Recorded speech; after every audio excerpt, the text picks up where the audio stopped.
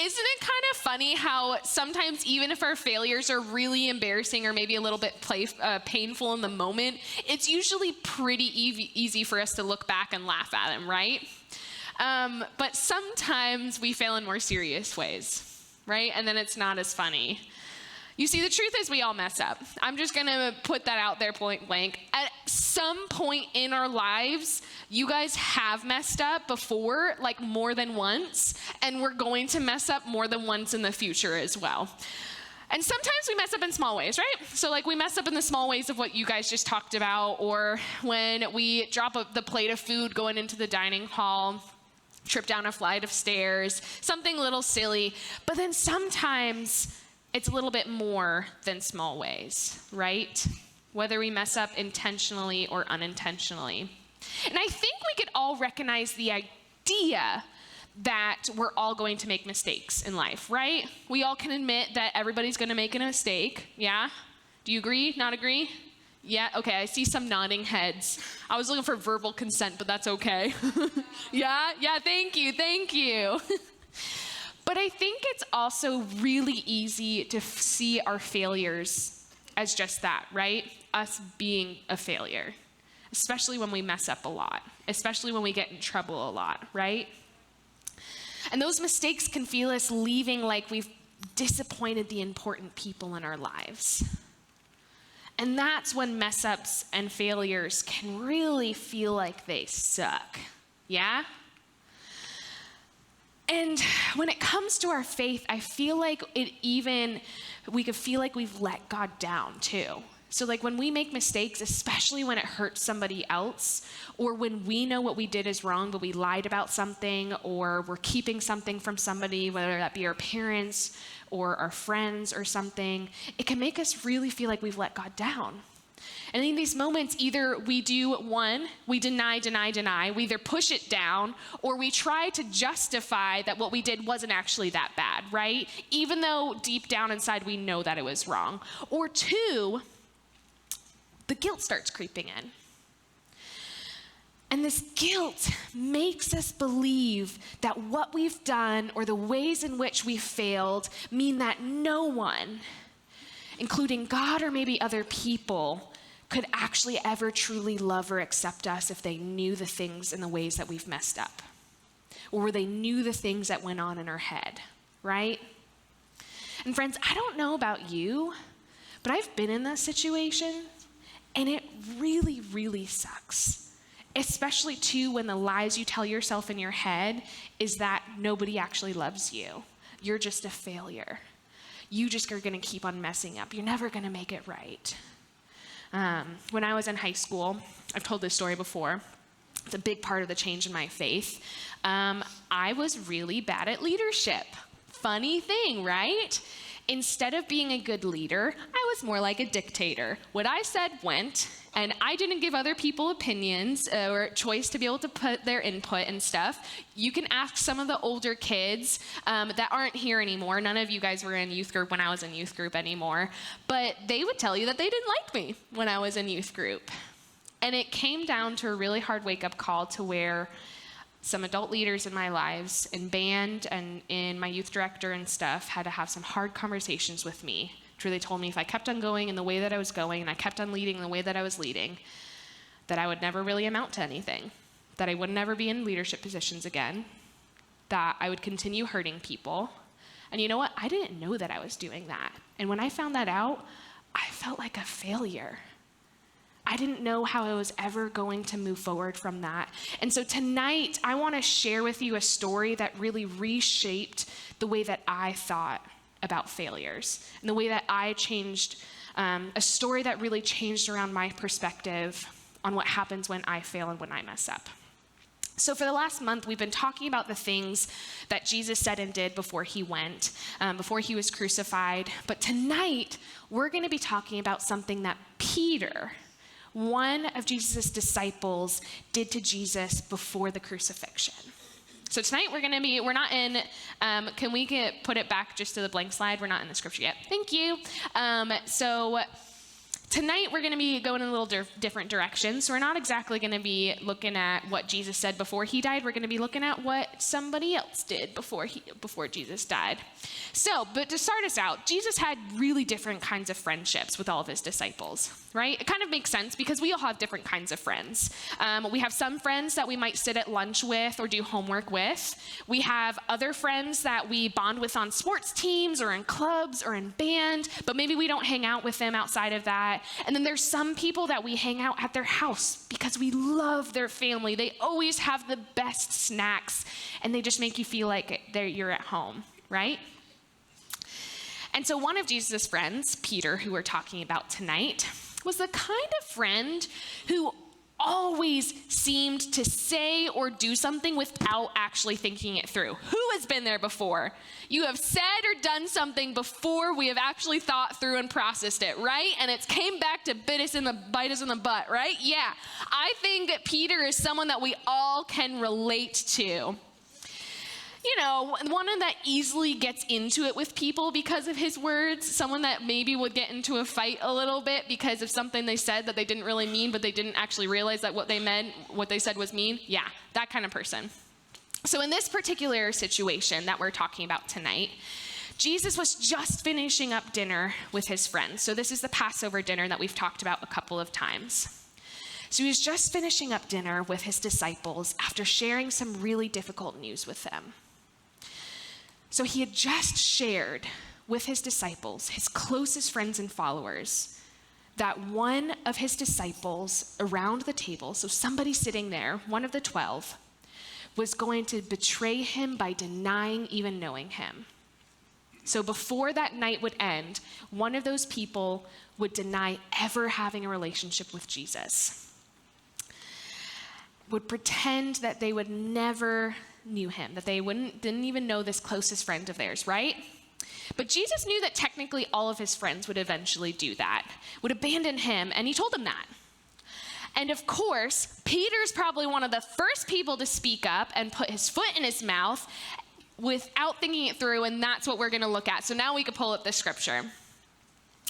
So it said, Peter declared, even if everyone else deserts you, I will never desert you. Right? Jesus replied, I tell you the truth, Peter. This very night, before the rooster crows, you will deny me 3 times that you even knew me. So you would deny 3 times, not once, not twice, but 3 times. So before the rooster crows, so before dawn, on this very night, so before the night even ends, you are going to say that you don't know me 3 times. And Peter's like, no. Peter insisted, no, even if I have to die with you, I will never deny you. And as wacky as Peter was, for him, Jesus was his best friend. This news would have been devastating to him. They had spent the larger part of 3 years traveling and teaching, eating, sleeping, doing life together, right? Can you imagine the people that you're the closest to? Peter was probably twice as close with Jesus as he was with your best friend. And so it's easy to understand how Peter was convinced that he would never do that to his best friend, right? And yet, Peter being the person that speaks without thinking, just a few hours later, after Jesus was arrested, while Jesus was going through a frightening trial that would lead to his death, Peter was approached by some townspeople who asked him if he was the one of Jesus' disciples. And guess what happens? He says, no. 3 times, one right after the other, Peter denied that he ever knew Jesus, his teacher, his mentor, somebody that he considered his best friend, somebody that he changed his entire life around for. And it's really sad because Peter knew exactly what he did, right? We know when we mess up, and we do it anyways. Peter knew what he was doing. He knew that in that moment when he was saying he was doing exactly what Jesus said he would, and yet he did it anyways. And so what happens is after the disciples find out that Jesus had died on the cross, and that he was being buried in the tomb, Peter does this thing. He resorts back to his old life before he knew Jesus. So Peter was a fisherman. That's where Jesus had found Peter. And so Peter goes back to what he knew before ever knowing Jesus, which was fishing. He went back to his comfort place. And you know what I think is so important about this, and what really stands out to me about this, is I think in Peter's mind and in his heart, deep down, Peter was probably thinking that he wasn't worthy of the life that he had built with Jesus. He wasn't worthy of continuing to do the things that Jesus had helped him along with in those past 3 years after he dropped his entire life and went after Jesus. And so he went back to what he knew.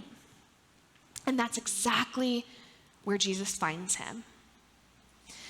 So him and a couple of other disciples are in the water, and they're doing what they know best. They're fishing. They're going back to their old ways, resorting to what they knew before they knew Jesus. And so 3 days later, or maybe even a couple of days or a couple of weeks later, Jesus finds them. And so he's sitting on the beach and he calls them in, and they're so excited because they find out that it's Jesus and he's come back to life. And can you imagine how Peter must have felt when he sees his best friend for the first time and he knows in his heart what he did? He betrayed his best friend, not once, not twice, but 3 times. So let's look at what happens. After Jesus makes breakfast for them on the beach side, this is what happens. So after breakfast, Jesus asks Simon Peter, "Simon, son of John, do you love me more than these?" And Peter replies, "Yes, Lord, you know I love you." "Then feed my lambs," Jesus told him. And again, Jesus repeated the question, "Simon, son of John, do you love me?" "Yes, Lord," Peter said, "you know I love you." "Then take care of my sheep," Jesus says. And the 3rd time he asked him, "Simon, son of John, do you love me?" And Peter was hurt that Jesus had asked the question a 3rd time. And he said, "Lord, you know everything. You know that I love you." And Jesus said, "Then feed my sheep."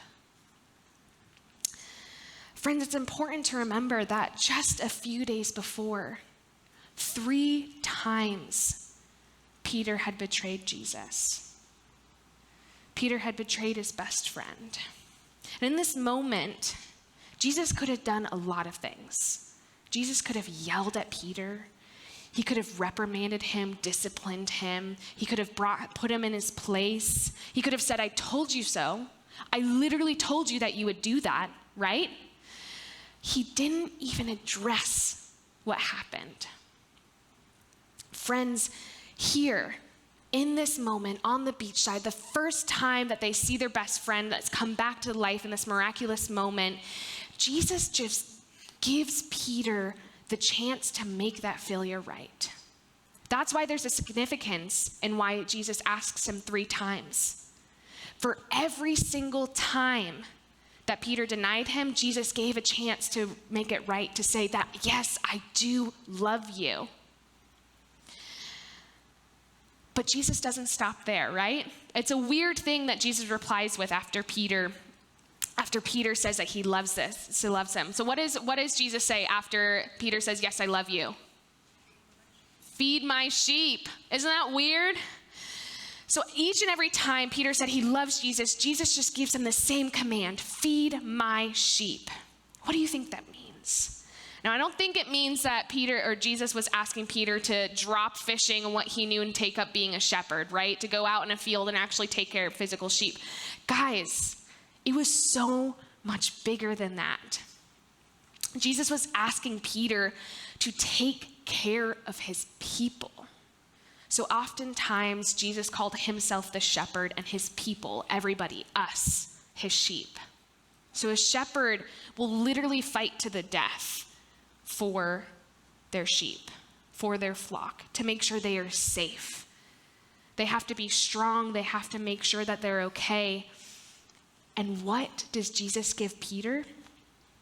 He was inviting Peter back into this story, back into what he'd been doing with Jesus for 3 years. And not just that, he was giving him one of the biggest roles to play in the start of the church, right?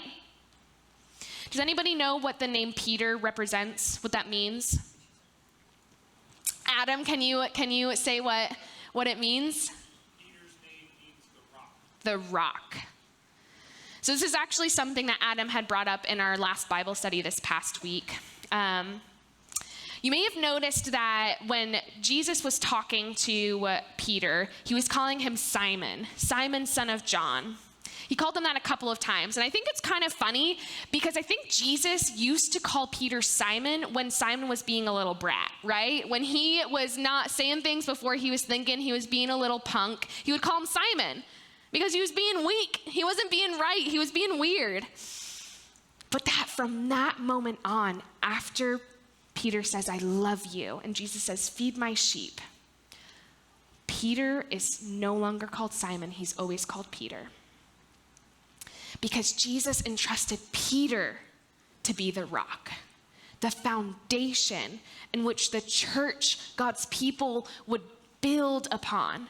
What we know today to be the church is what Peter started, what Jesus entrusted Peter to do. And guys, Peter's failures did not disqualify him from God's love and acceptance, and the same is true for us. Your failures don't change Jesus' love for you. That's the point of this talk tonight. Because of Jesus, there is always an opportunity for forgiveness and grace, just like Peter experienced that morning on the beachside. Peter may have counted himself out. He may have gone back to what he knew, but guys, maybe you've counted yourself out too. Maybe you feel like you've made too many mistakes, or you think that you're not good enough, or that you can never make up for what you've done, even if you didn't do it on accident, but maybe you feel like that's all you are now, is your mistakes and your failures. But friends, Jesus' love never counts us out. Let me say that again. Jesus' love never counts us out. His love can give us a fresh start. Now listen, we all fail, right? That's what we established at the beginning. We all know where we're going to make mistakes. But the next time you start to believe that the mistakes you have make you a failure, or that you're gone too far for God's love, I want you to remember Peter's story. I want you to remember what Peter went through and then what Jesus did for him. Jesus didn't move away from Peter when he failed. He moved closer to him. He gave them that second chance. And the beauty of this story is that Jesus will do the same for us, right? So instead of giving up or digging ourselves into a hole when you make a mistake, choose to move closer to Jesus. That's our challenge for us. Choose to accept the gift of a second, a third, a fourth, a fifth, a sixth, a millionth chance, and then do something about it, friends. Don't just take that forgiveness. Don't just take that fresh start and don't do anything with it.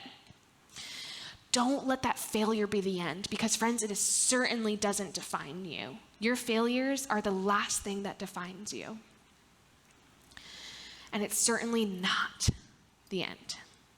Because what we know at Easter, what we talked about last night, is that with the resurrection, we know that death is not the end. We know that our mistakes are not the end, that the darkness is not the end. And the beauty of the empty tomb shows us that we have hope for a better tomorrow and a better life, even after we've made the biggest mistakes of our life.